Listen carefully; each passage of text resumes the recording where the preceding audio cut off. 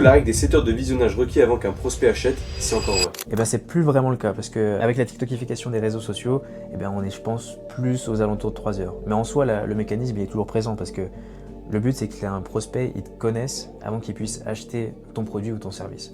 Donc clairement, ce qu'il faut, c'est pas se reposer uniquement sur les publicités, même si je suis un fervent supporter des campagnes publicitaires. Ce qu'il faut, c'est comprendre que l'attention, il faut qu'elle soit naturelle pour que cette jauge, cette petite jauge de 3 heures, cette petite jauge de 7 heures même, elle soit remplie assez rapidement. Le but, c'est qu'il passe du temps à la fois sur du contenu des voix d'autorité de ta niche, à la fois sur du contenu de podcast, à la fois sur des contenus qui sont des concepts assez originaux dans ta niche. Et comme ça, au moins, la jauge, elle se remplit très rapidement. Une fois qu'ils auront dépassé la jauge des 3 heures de visionnage, ils pourront ensuite passer à l'action et là, à ce moment-là, ce sera important ou ce sera en tout cas cohérent de faire passer les ads sur cette audience. Mais avant ça, le mieux, c'est de créer des concepts, créer des podcasts, créer des voix d'autorité ou alors tout simplement apparaître sur leur contenu pour qu'ils puissent être éduqués au problème petit à petit et ensuite évidemment remplir cette jauge le plus rapidement possible, que ce soit 3 heures, 7 heures ou une autre durée de visionnage avant que le prospect achète. Dans tous les cas, le mécanisme c'est le même, il faut faire du top of funnel pour remplir le compteur et ensuite après la conversion elle est juste naturelle pour tout ce qui est de la structure de vos ads.